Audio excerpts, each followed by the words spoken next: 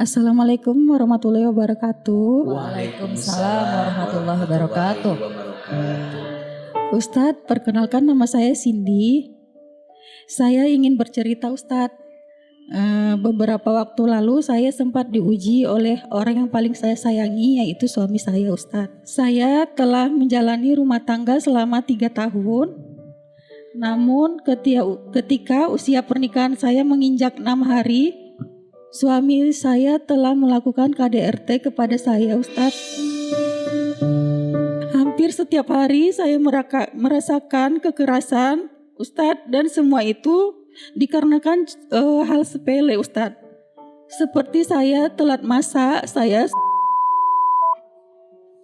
anak saya jatuh dari ayunan akibat pakunya lepas Pak Ustadz. Saya di saat itu nggak ada yang bisa menolong saya Ustadz. Selama ini saya bersabar Ustadz, bersabar gimana caranya supaya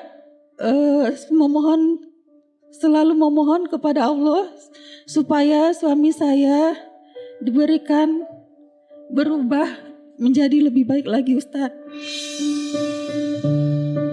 Dan kemudian di tanggal 18 Oktober 2024 Ustadz, singkat cerita, waktu itu suami saya pulang kerja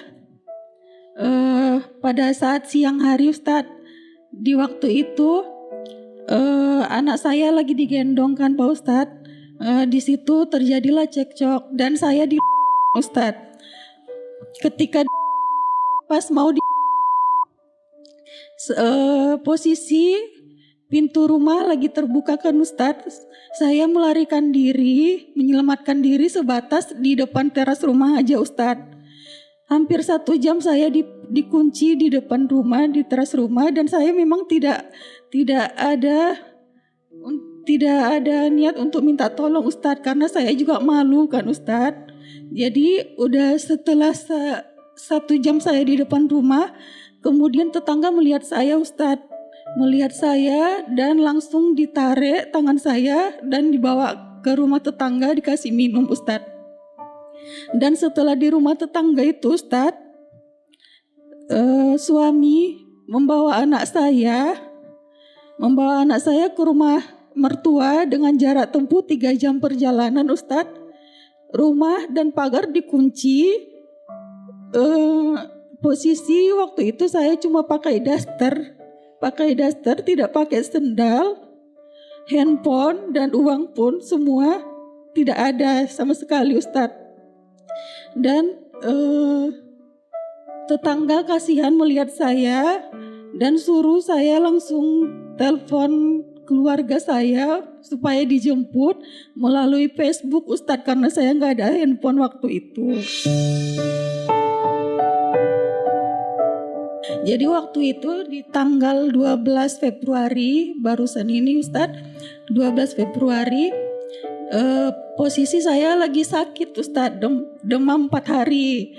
Saya datangi dengan baik-baik Ustadz, tapi nyatanya mertua tidak membukakan pintu Ustadz, tidak membukakan pintu sama sekali. Jadi waktu di rumah tetangga itu, saya melihat mertua membukakan pintu Ustadz, melalui pergi ke arah samping rumahnya. Dan di saat itu juga saya berlari Ustadz, saya berlari dari rumah tetangga menuju rumah tersebut. Gimana caranya biar saya bisa jumpa sama anak saya Ustadz. Jadi waktu itu saya udah masuk ke rumah itu Ustadz, langsung dikunci sama mertua biar mungkin saya nggak bisa bawa anak saya Ustadz. Jadi saya dikunci di dalam rumah itu bertemu dengan anak saya. Saya prihatin Ustadz melihat anak saya Ustadz. Kata mereka anak saya sama mertua gemuk, tapi nyatanya kurus Ustadz. Yang dulunya anak saya Ustadz riang gitu Ustadz, sekarang kemarin saya lihat bisa nengok atas, ketawa sendiri nengok atas Ustadz. Saya takut Ustadz, mental anak saya Ustadz. Sekarang posisinya saya lagi bolak-balik ke Polres Ustadz terkait kasus KDRT, dan rupanya mantan suami melaporkan saya juga terkait pencemaran nama baik Ustadz. Sekarang saya bingung gimana caranya Ustadz. Dan saya memang mental saya mungkin udah kena dan serasa trauma juga Ustadz. Pertanyaan saya Ustadz, bagaimana caranya supaya hati saya tenang dan bagaimana cara menghilangkan rasa trauma saya Ustadz? Terima kasih Ustadz. Bunda. Iya, AA merasakan sekali bagaimana perasaan seorang ibu ketika harus dipisahkan dengan anaknya. Berkali-kali Ahilman sampaikan, kalaupun fase rumah tangga kita harus berpisah dengan pasangan kita, jangan sampai anak menjadi korbannya. Mantan suami ada, mantan istri ada, tapi mantan anak tidak akan pernah ada. Maka apa yang menjadi dasar harus memisahkan ibu dengan anak? Begitu sebaliknya, apa yang menjadi dasar memisahkan anak dengan ayahnya? Mungkin sebagian jawabannya mengatakan bahwa iya, biar saya nggak ketemu lagi, biar saya nggak ada hubungan lagi. Mohon maaf, anak dengan ibunya sampai kapanpun pasti akan ada hubungan. Betul? Anak dengan ayah sampai kapanpun pasti ada hubungan. Maka ayo, lebih dewasa dalam hidup.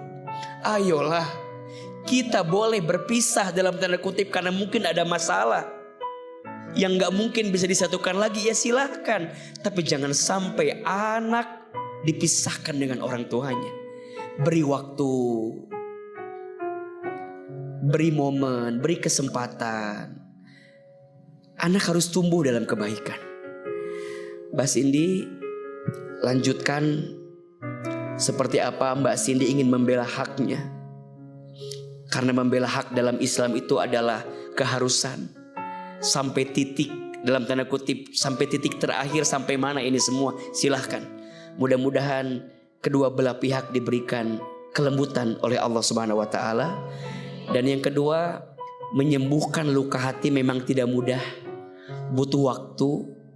Tapi sering Ahilman sampaikan ada 3 cara kita menyembuhkan luka hati. 1, istighfar. Apa? Istighfar, minta ampun sama Allah.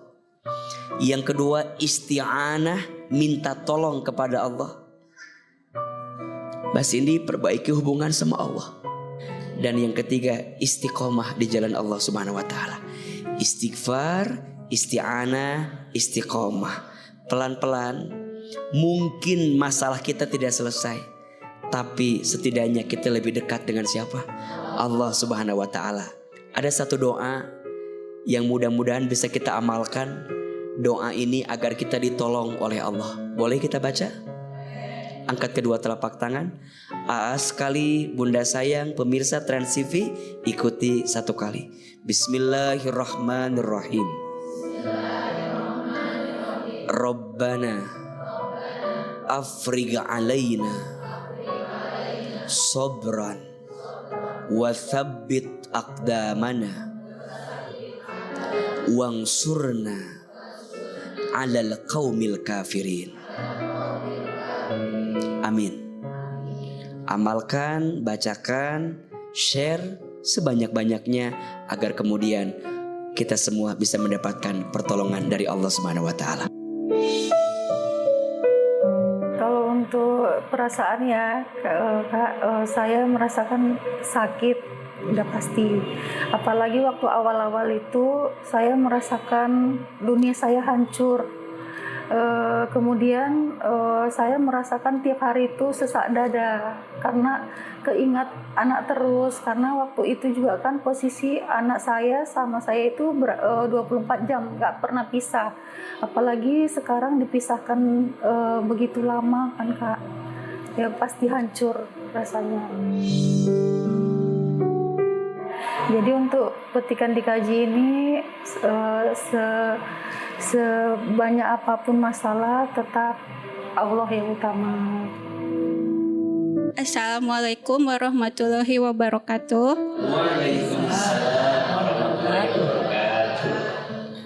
Pak Ustadz, izin cerita sebentar dan bertanya. Saya berumah tangga sudah 23 tahun. 3 tahun setengah ini saya diuji dengan suami dipensiunkan dini.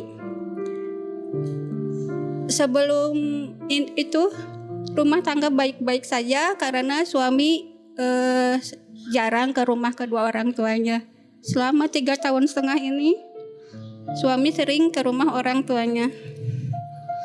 Saya juga tidak melarang Pak Ustadz, saya tahu anak laki-laki itu milik ibu. Tapi si anak laki-laki ini tidak mengerti harus bagaimana terhadap anak dan istri. Apakah saya salah jika saya meminta hak saya nafkah gitu? Selama 8 bulan ini tidak tercukupi nafkah lahir maupun batin. Untuk mencukupi diri saya sendiri, saya cari sendiri untuk saya dan anak. Menurut dia sudah memberikan nafkah karena sudah membayar listrik, air, dan sebagainya. Sementara untuk kebutuhan makan dan pribadi saya dan anak belum tercukupi. Kalau ada apa-apa dia selalu duluan bercerita tuh kepada keluarganya sebelum sama yang serumah. Jadi saya merasa tidak dihargai. Suatu hari saya menemukan obrolan dia dan keluarganya. Ada obrolan kalau saya dan anak saya sudah tidak dianggap bagian dari keluarga mereka. Apakah itu sudah jatuh talak Pak Ustadz? Jadi selama 8 bulan ini keadaan rumah tidak baik-baik saja untuk saya, terutama mental anak saya. Tidak ada komunikasi apapun, sekalinya komunikasi kami berantem. Begitu Pak Ustadz. Jadi saya ingin solusi dari Pak Ustadz. Apa yang harus saya lakukan? Apa saya harus menggugat cerai? Dan apakah itu sudah jatuh talak?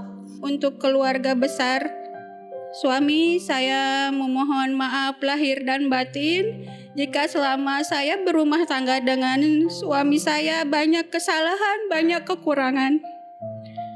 Mohon dibukakan pintu maaf, apalagi mau menjelang Idul Fitri nanti ya Pak Ustadz, jika saya tidak bisa berkumpul bersama keluarga suami saya.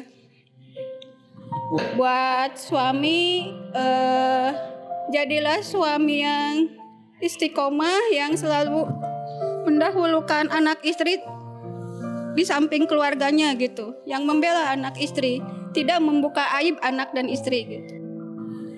Jadi kalau apa-apa teh pengennya ngobrol dulu sama yang serumah gitu Pak Ustadz sebelum keluar rumah walaupun itu keluarganya. Baik, kalau suami berubah menurut Bunda dan mau memperbaiki diri, dia mau kembali bersama dengan Bunda, Bunda masih mau apa enggak? Mau.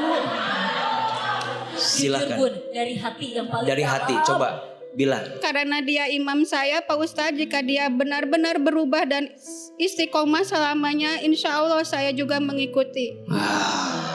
Demi anak saya. Enggak, jangan gitu bilangnya. Demi Allah ya, Gusti Allah ya. Mau? Insya Allah. Baik. Jika itu terbaik dari Gusti Allah. Baik. Tanpa ibu ketahui, kita enggak ya. Jangan bikin kaget, jangan kaget. Bunda. Ya, Rumah tangga itu akan ada ujiannya masing-masing. Iya apa iya? Ya. Rumah tangga itu tangga berharga untuk menuju surga. Ibadah yang paling lama, sekolah yang paling lama. Kalau sekolah yang paling lama berarti tempat belajar yang paling lama, betul? Belajar di sekolah kalau mau naik kelas harus ikut apa dulu? Ujian. Setuju? Kenapa Allah menguji rumah tangga kita? Boleh jadi melalui ujian itu kita sedang diberikan pelajaran untuk bisa naik kelas, untuk bisa naik level dalam menjalani rumah tangga. Apa yang harus dimiliki AA? Harus saling. Rumah tangga itu saling, bukan saing. Mohon izin ya, AA sebelum ngasih nasihat buat suami bunda, izin ya, mungkin juga dari sisi istri mungkin pernah punya salah. Betul? Mungkin ada kurangnya, betul? Bunda sayang, suami itu maunya dimuliakan. Suami itu maunya diangkat derajatnya, dipuji, disenengin. Maka jangan kaget. Kata Nabi SAW, maukah aku beritahukan siapa istri yang dirindukan oleh surga? Mau atau tidak? Mau.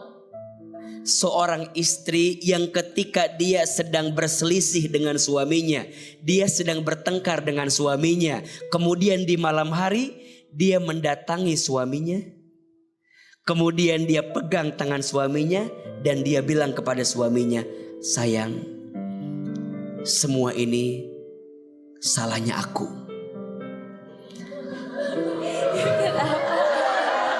Oh gak mau katanya A. Sayang, ini semua salahnya aku. Maafin aku ya. Berat ya? Susah ya? Pahalanya dirindukan oleh surga. Masya Allah. Kalau ringan pahalanya kipas angin. Kulkas satu pintu. Betul? Ayo belajar. Tapi kan berat. Surga. Apa? Berat. Beliau bertanya, yang dimaksud nafkah itu apa? Nafkah itu yang suami berikan kepada istri. Betul? Kepada keluarga. Betul? Maka izin mohon maaf, bukan tidak boleh memberi kepada keluarga besar. Tapi ingat, memberi kepada anak istri itu kewajiban, memberi kepada keluarga besar itu kebaikan. Tapi ingat, bunda juga jadi istri, kadang suka merasa kurang.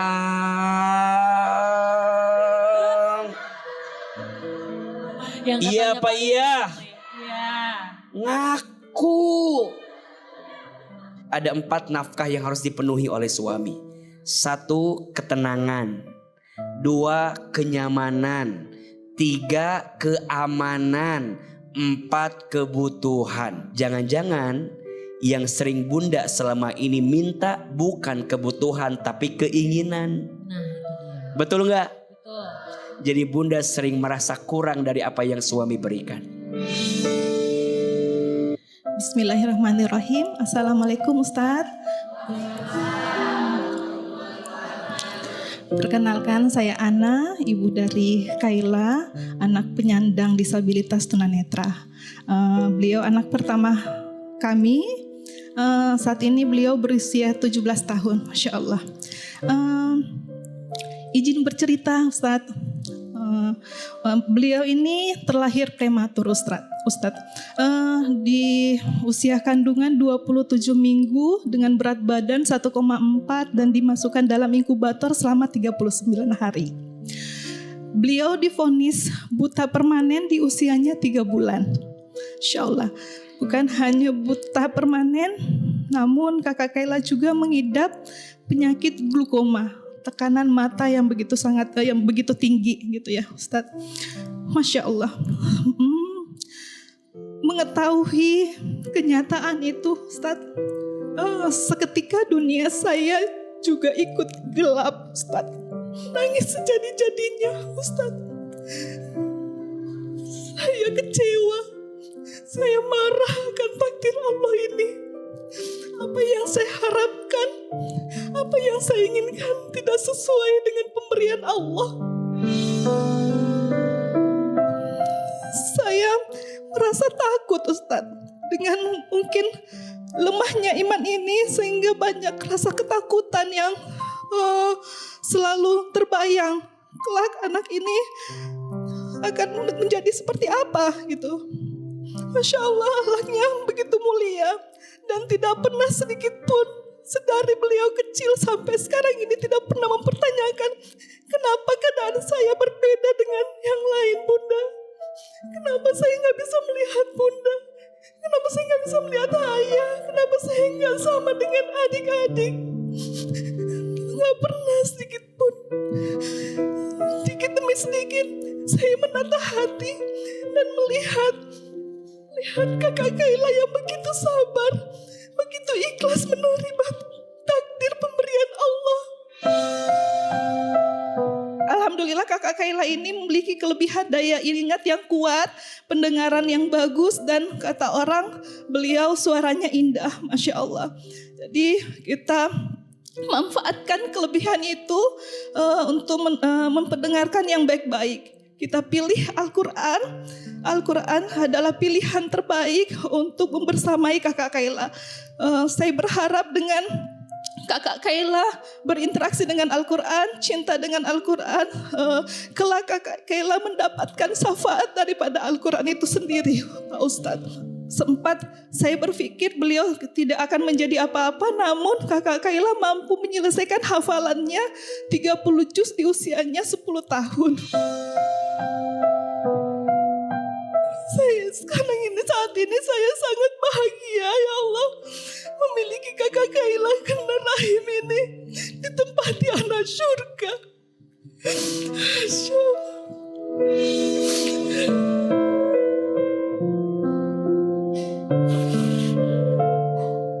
Bunda, kita semua yang mendengarnya sangat terharu dan sangat meyakini apa yang Bunda tadi sampaikan adalah inspirasi kebaikan untuk kami. Bunda izin boleh ke Kayla sedikit? Boleh. Silakan tafadhol, berdiri saya. Assalamualaikum Kayla. Waalaikumsalam Aa. Apa kabar? Alhamdulillah baik. Masya Allah. Kayla, apa yang mau Kayla sampaikan sama Mama? Apa manggilnya, Mama atau Bunda? Bunda. Bunda, apa yang mau Kayla sampaikan sama Bunda sampai saat ini? Bismillahirrahmanirrahim. Untuk bundaku tersayang, Bunda yang selalu hadir dan mendampingi Kayla, terima kasih banyak sudah menjadi mata Kayla di dunia. Jangan pernah lelah untuk menjadi mata Kayla ya Bunda. Doakan kakak, semoga kakak selalu istiqomah membersamai Al-Quran. Semoga kakak bisa memberikan mahkota dan juga kebesaran untuk Bunda dan Ayah. Dan semoga kelak kakak bisa mendampingi Bunda dan Ayah di surganya Allah Subhanahu wa Ta'ala. Masya Allah. Kakak Kayla, boleh nggak Ahilman dan seluruh jamaah yang hadir mendengarkan suara lantunan Al-Qur'annya kakak Kayla? Boleh? Boleh. A'udzu billahi minasy syaithanir rajim.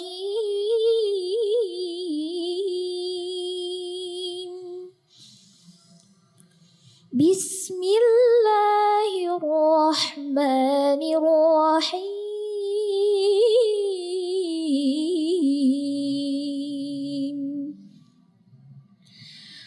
Ar-Rahman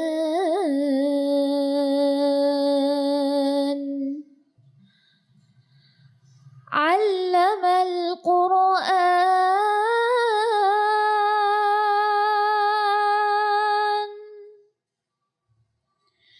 khalaqal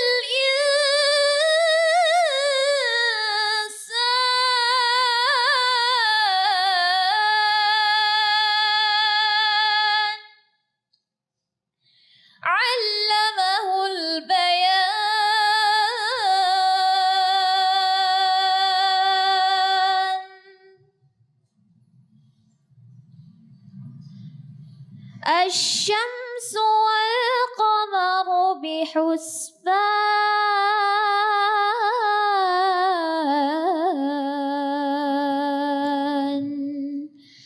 صدق الله العظيم.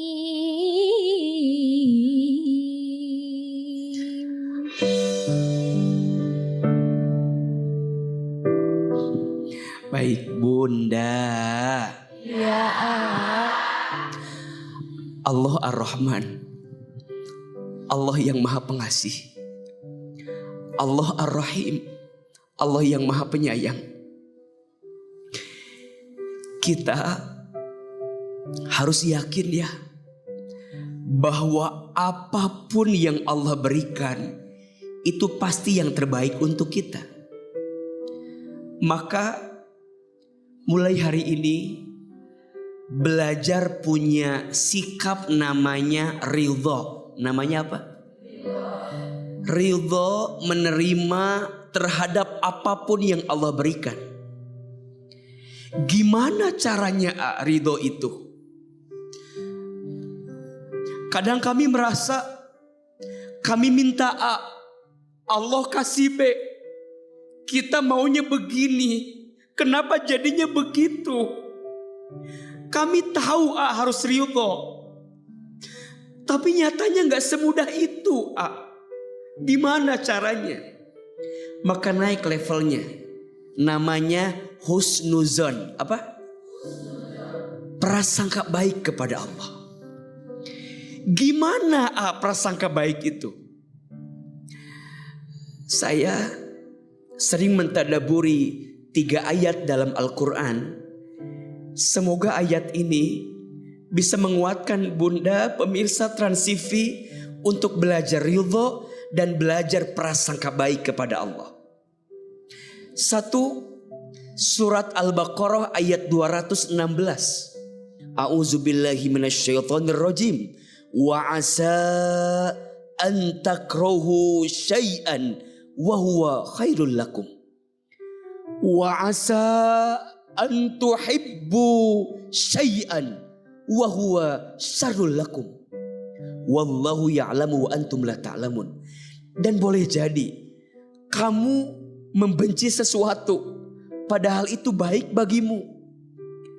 Dan boleh jadi kamu menyukai sesuatu padahal itu buruk bagimu.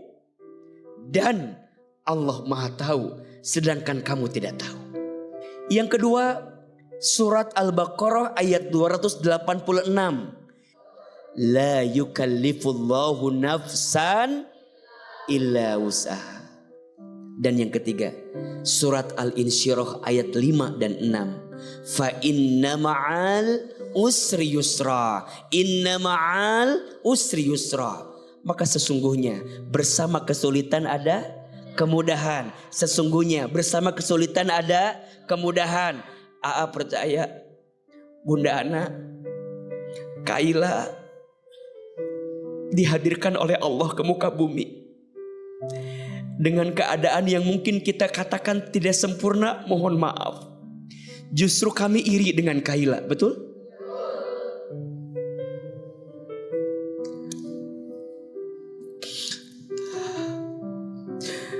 Kami ingin sekali punya anak yang hafal Quran. Ingin punya anak yang bisa melantunkan Al-Quran dengan indah seperti kakak Kaila. Ini adalah jawaban dari Allah atas sikap ridhonya Bunda menerima kakak Kaila. Dan tolong catat baik-baik, kenapa harus Al-Quran AA? Iya, karena apapun dan siapapun yang dekat dengan Al-Quran pasti mulia. Betul? Bulan yang menjadi bulan diturunkannya Al-Quran jadi bulan yang paling mulia. Namanya apa? Bulan Ramadan. Malam yang menjadi malam diturunkannya Al-Quran maka menjadi malam yang paling mulia, Lailatul Qadar. Manusia yang diberikan wahyu Al-Quran jadi manusia yang paling mulia, Nabi Muhammad SAW. Kota yang menjadi tempat diturunkannya Al-Quran, jadi kota yang paling mulia, Mekah dan Madinah. Ini pelajaran untuk kita. Apapun dan siapapun yang melekat dengan Al-Quran, pasti Allah muliakan. Berarti ini jawaban.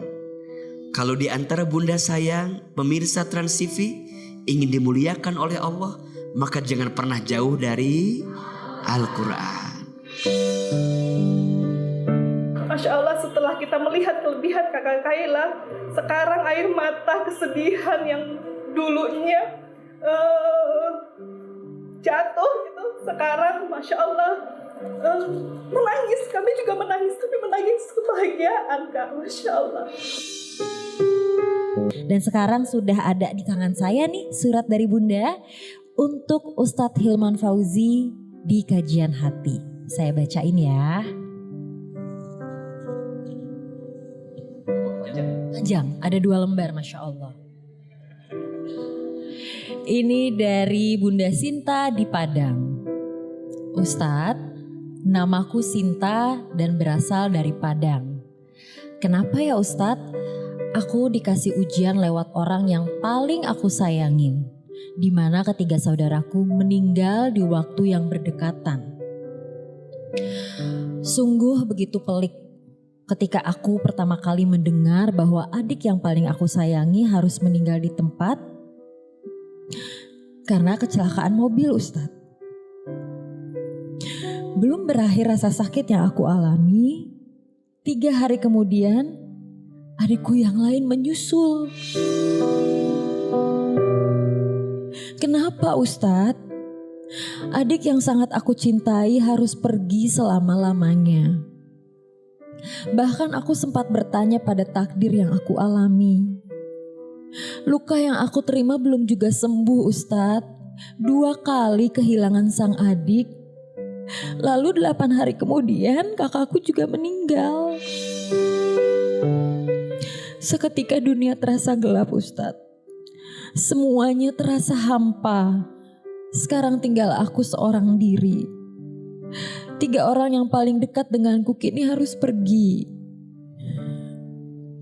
Bagaimana Ustadz supaya aku bisa ikhlas, dan apakah mereka meninggal dalam keadaan husnul khotimah? Dan apakah nanti aku bisa berkumpul kembali bersama saudara-saudaraku? Karena aku sayang sekali dan kangen banget sama saudaraku. Bunda, mohon izin AA juga menyapa Bunda Sita yang ada di Padang, yang sudah mengirimkan sepucuk surat buat Ahilman di kajian hati. Dan ini suratnya cukup menyayat hati kita karena beliau kehilangan orang-orang yang dicintai dalam hidupnya dalam waktu yang relatif berdekatan, sangat singkat sekali. Kehidupan, kematian itu milik Allah. Allah yang menentukan. Kullu nafsin dha'iqatul maut. Setiap yang bernafas, yang berjiwa, pasti dia akan berjumpa dengan yang namanya kematian. Maka untuk semua yang telah kembali kepada Allah, jangan pernah mengatakan kehilangan. Tapi katakanlah, apa yang pernah dititipkan diambil lagi oleh zat yang menitipkannya, yaitu Allah Subhanahu wa ta'ala. Semoga Allah kuatkan hati Bunda yang bertanya, dan semua yang merasakan kehilangan. Tidak ada yang namanya kehilangan. Yang ada hanyalah Allah yang pernah menitipkan, mengambil lagi apa yang telah dititipkan. Betul? Jawab, kita sayang gak sama keluarga kita? Allah sayang gak sama keluarga kita? Siapa yang paling sayang, kita atau Allah? AA sayang gak sama orang tua AA? Allah sayang gak sama orang tua AA?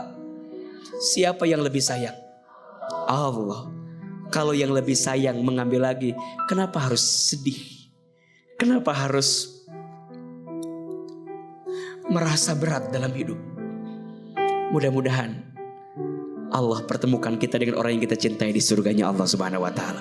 Amin ya rabbal alamin.